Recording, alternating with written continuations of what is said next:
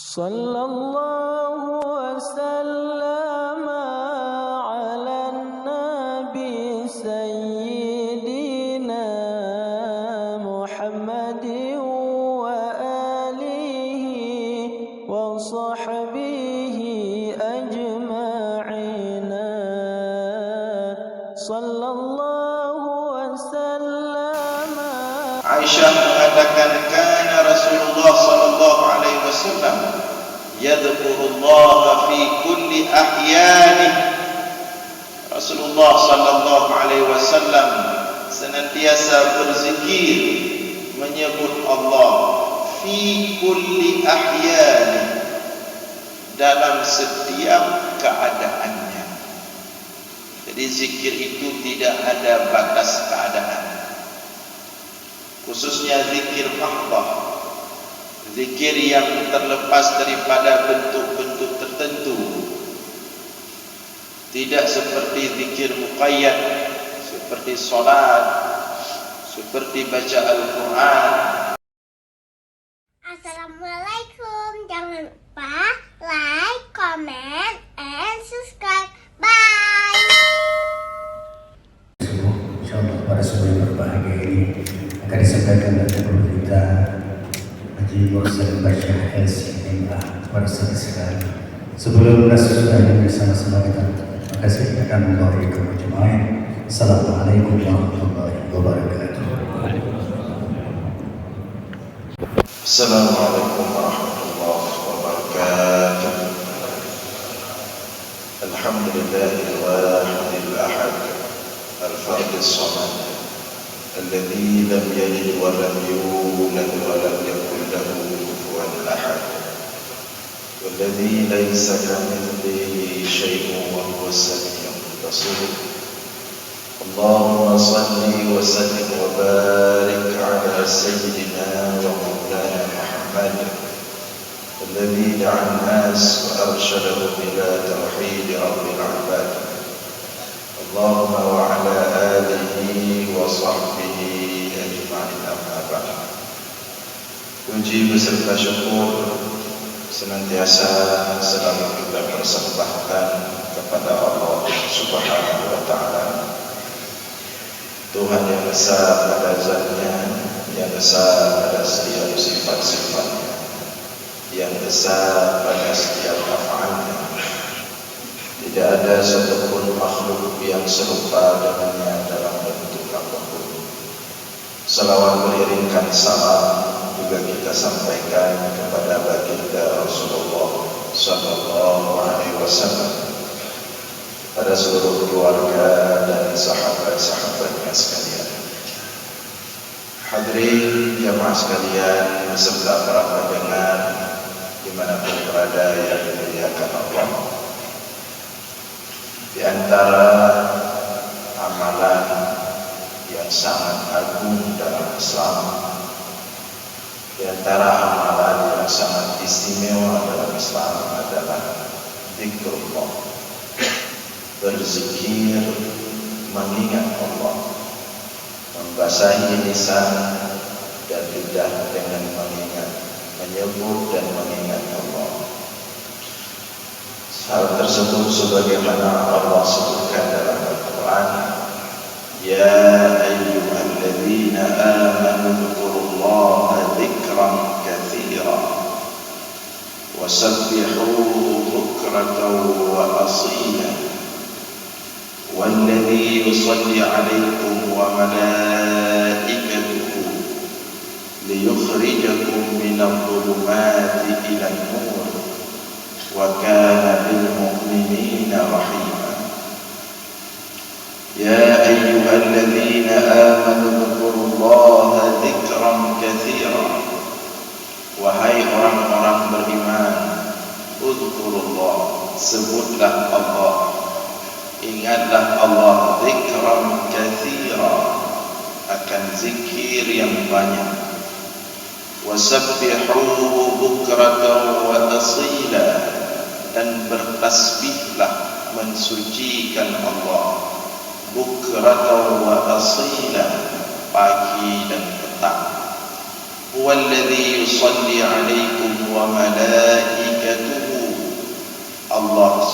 senantiasa berselawat kepada kalian. Demikian juga para malaikat-malaikatnya. Liyukhrijakum minadh-dhulumati ilan nur, supaya Allah dapat mengeluarkan kalian daripada kegelapan kepada cahaya yang terang benderang. Wa kana bil mu'minina rahimah, dan Allah sangat sayang dan cinta kepada orang-orang beriman.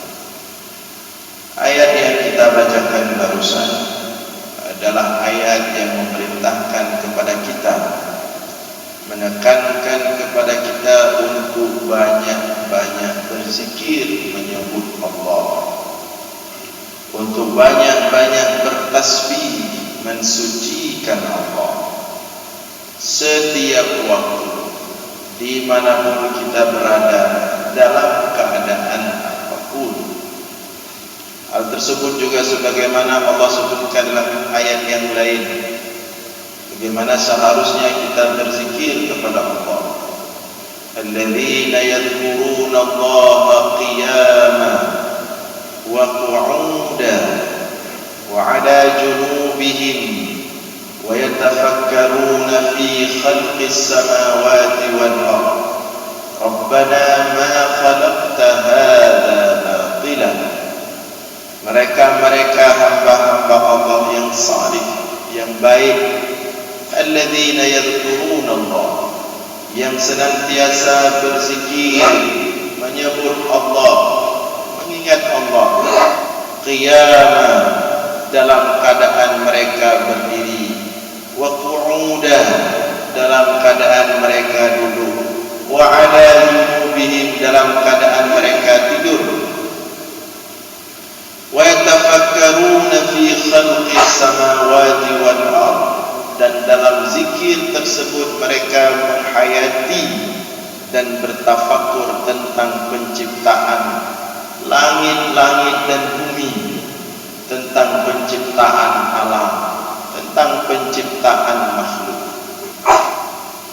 Lebih spesifiknya Rasulullah mengatakan dalam hadis, la yazalu lisanuka ratban min dzikrillah, hendaklah lisanmu itu senantiasa basah karena berzikir menyebut Allah. Aisyah mengatakan, kana Rasulullah sallallahu alaihi wasallam yadhkurullah fi kulli ahyani. Rasulullah sallallahu alaihi wasallam senantiasa berzikir menyebut Allah fi kulli ahyani, dalam setiap keadaannya. Jadi zikir itu tidak ada batas keadaan, khususnya zikir mahdhah, zikir yang terlepas daripada bentuk-bentuk tertentu. Tidak seperti zikir muqayyad, seperti salat, seperti baca Al-Quran.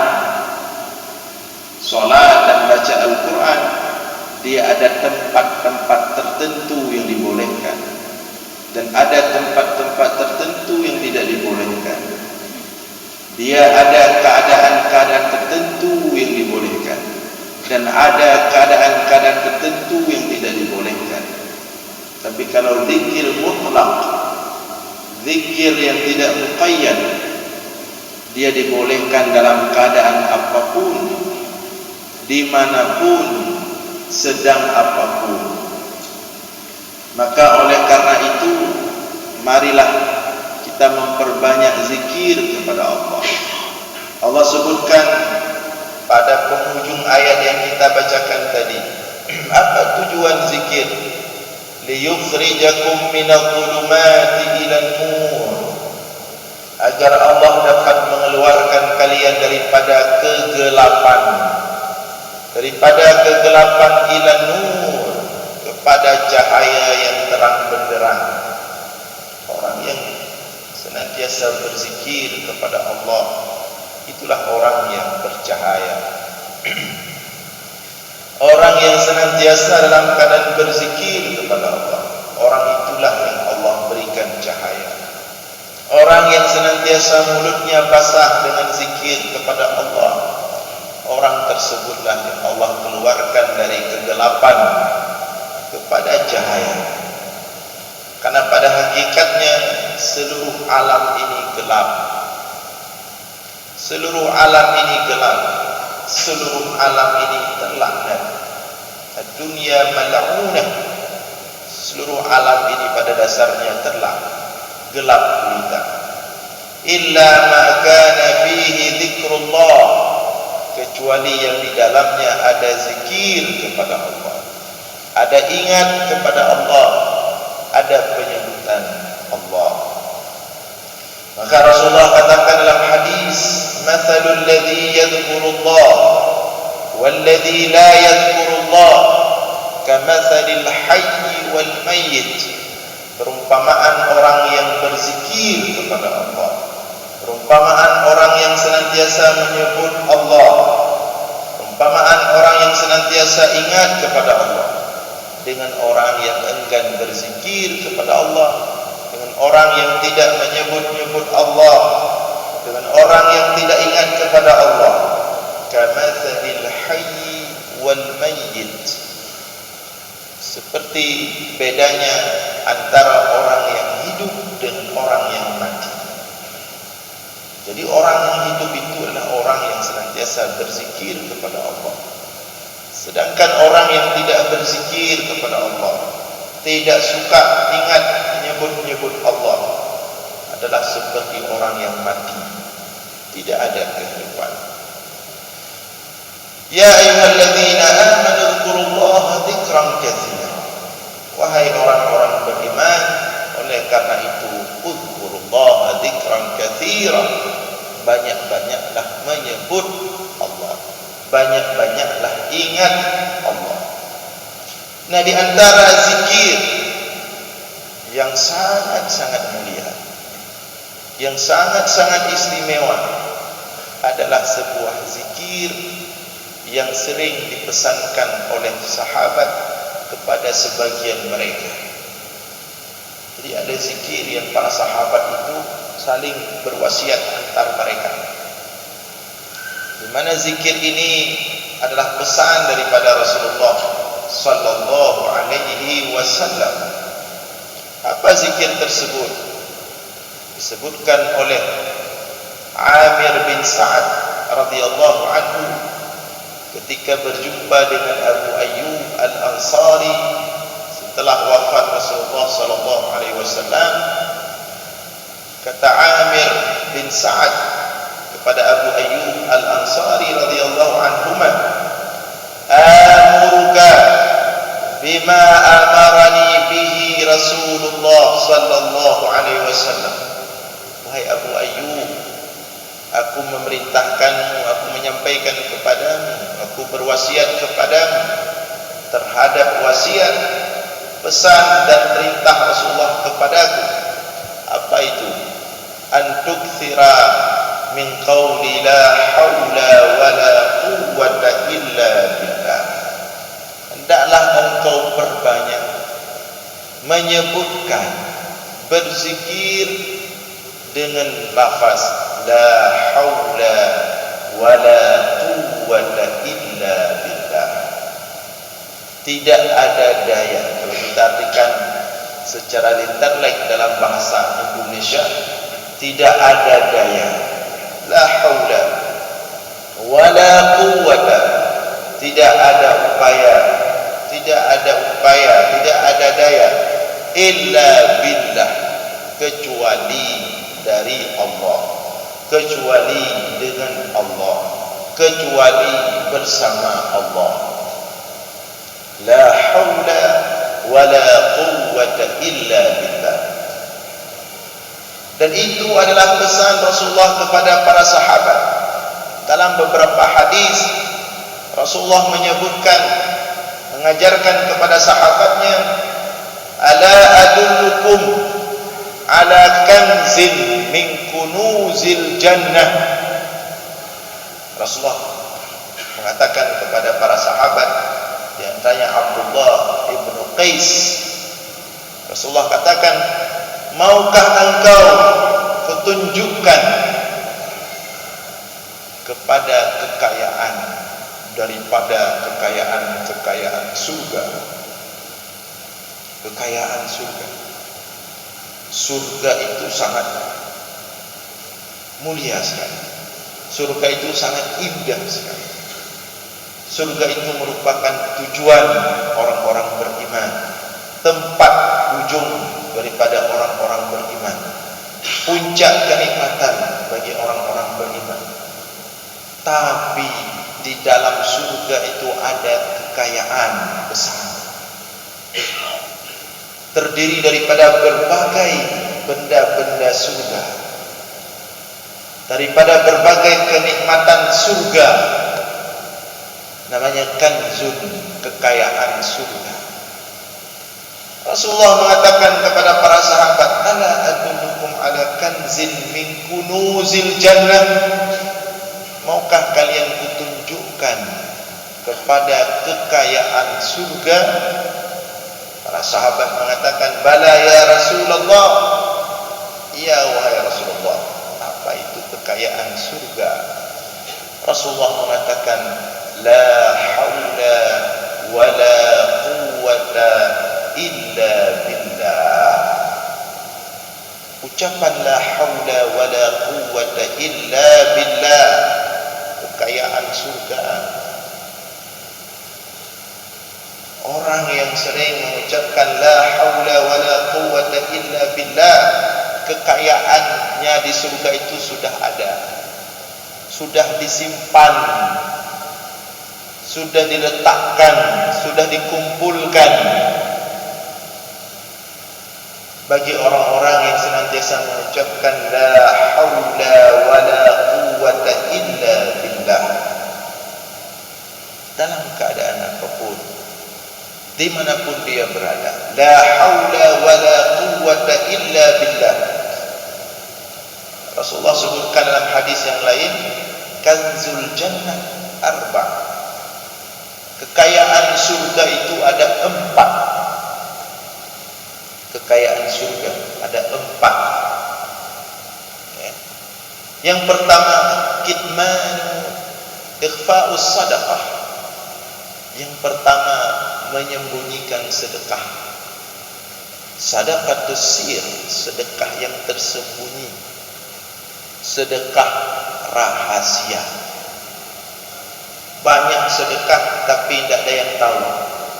Sadaqatus sir, ikhfa'us sadaqah, itu kekayaan surga. Seperti Ali bin Abi Thalib radhiyallahu taala anhu. Orang mengenal Ali fakir, miskin. Ali itu fakir, miskin, tidak kaya. Tapi ketika Ali bin Abi Thalib wafat, saat orang memandikan Ali bin Abi Thalib, mereka melihat di bahu Ali bin Abi Thalib itu ada tanda hitam, lembam, memar. Maka orang yang memandikan Ali bin Abi Thalib bertanya kepada Fatimah Zahra, kenapa bahu Ali lembam, hitam? Kata Fatimah Zahra, itu karena Ali bin Abi Thalib punya kebiasaan di malam hari itu mengangkat gandum bergoni-goni. Dia angkat gandum, dia pikul gandum, diletakkan di bahunya di tengah malam, dia bagikan kepada fakir miskin. Orang mengira Ali miskin, orang mengira Ali fakir, tapi di malam hari dia membagikan sedekah sampai bahunya ini lembab. Dia angkat gandum setiap malam. Tapi ada orang zahirnya nampaknya kaya, banyak hartanya, mewah fasilitasnya, tapi tidak ada sedekah. Ikhfa'us sadaqah, sedekah yang disembunyikan, adalah kanzun min kunuzil jannah, kekayaan surga. Yang kedua, di antara kekayaan surga, kitmanul musibah. Kitmanul musibah artinya menyembunyikan musibah. Ya, tidak suka mengeluh, tidak suka menyampaikan susah ke orang lain. Ya, tidak ada manusia yang tidak ada musibah. Semua siapa makin tinggi derajatnya makin kencang musibah. Inna asyaddan nas bala'al anbiya. Manusia paling banyak musibahnya, paling berat cobaannya para rasul, para nabi, tapi mereka tidak pernah mengeluh. Tidak pernah duduk cerita setiap hari, cerita susah. Tiap hari menampakkan wajah susah. Kitmanul musibah, orang yang suka menyimpan masalahnya, menyimpan musibahnya. Tidak dia ceritakan kepada manusia, hanya dia ceritakan kepada Allah. Itu adalah kekayaan surga.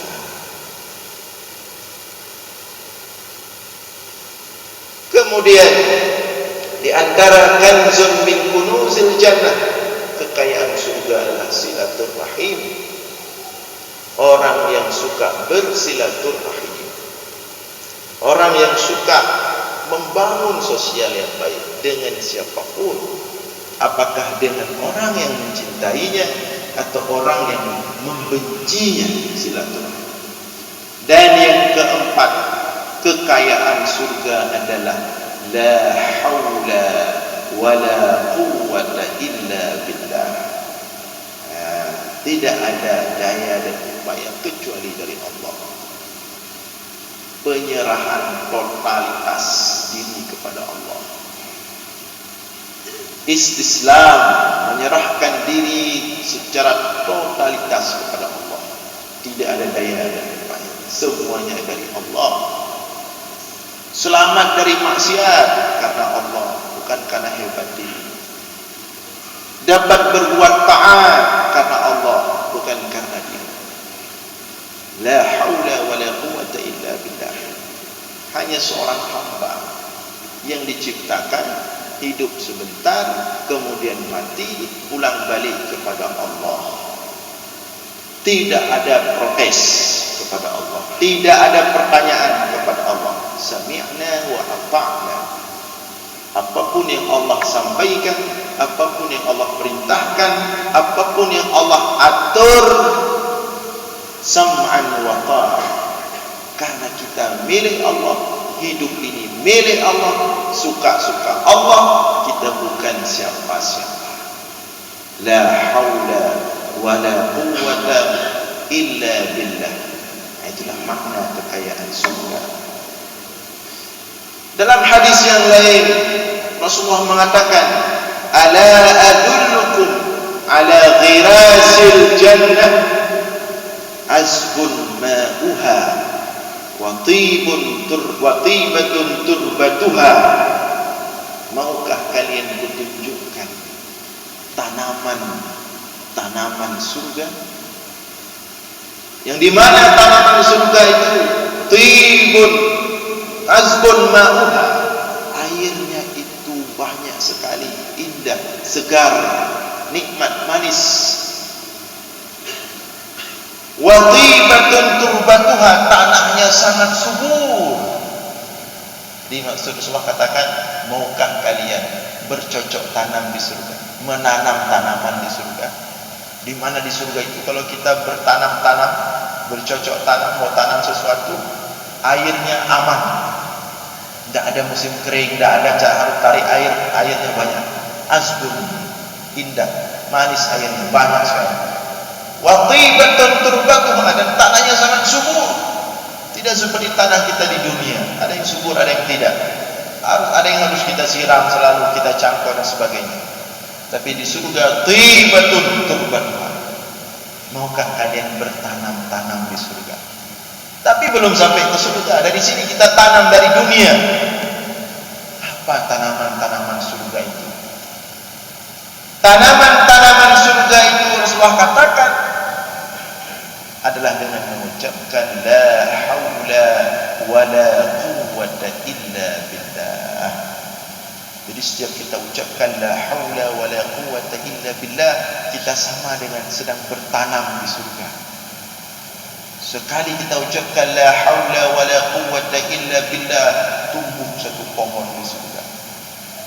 Kita ucapkan lagi la haula wala quwwata illa billah, tumbuh pohon lain di surga. Kita ucapkan lagi la haula wala quwwata illa billah, tumbuh tumbuhan lain di surga. Semakin banyak sering kita ucapkan la haula wala quwwata illa billah, maka semakin banyak tanaman kita di surga. Jadi kira-kira makna hadis ini, Rasulullah ingin mengatakan ada orang yang ketika masuk surga Allah tunjukkan kepada dia, lihat itu tanaman yang kamu tanam dulu di dunia, itu lahannya, itu tanamannya, banyak sekali, luas sekali. Kenapa? Karena dia sering mengucapkan di dunia la haula wala quwwata illa billah. Hadirin sekalian yang dimuliakan oleh Allah, la haula wala quwwata illa mengandung nilai tauhid yang sangat-sangat agung sekali. Maka insyaAllah selama Ramadan 4 kali pertemuan kita setiap subuh Jumat, kita akan membahas secara tuntas la haula wala quwwata illa billah, makna tauhid yang dikandung oleh la haula wala quwwata illa billah. Dia terdiri dari 2 nafas. Yang pertama 2 potongan. Yang pertama la haula, yang kedua la quwwata illa billah. La haula illa billah, la quwwata illa billah. Apa makna la haula illa billah dan apa makna la quwwata illa billah? Di sini terkandung nilai-nilai ketauhidan yang sangat tinggi. Bahkan nanti kita akan menemukan bahwa la haula wala quwwata illa billah itulah hakikat daripada ma'rifat, hakikat daripada tauhid. Ketika la haula wala quwwata illa billah sudah senantiasa basah lisan dengan menyebutnya dan masuk maknanya dalam hati, ketika itulah sampai seseorang kepada ma'rifat kepada Allah. Ketika itulah sampai seseorang kepada hakikat kepada Allah. Ketika itulah sampai seseorang kepada makna yang sebenar-benarnya penghambaan diri kepada Allah. Maka oleh karena itu, sebelum kita bahas makna tauhid di dalamnya, pada subuh ini kita jelaskan dulu tadi fadilah, keutamaan, keistimewaan la haula wala quwwata illa billah.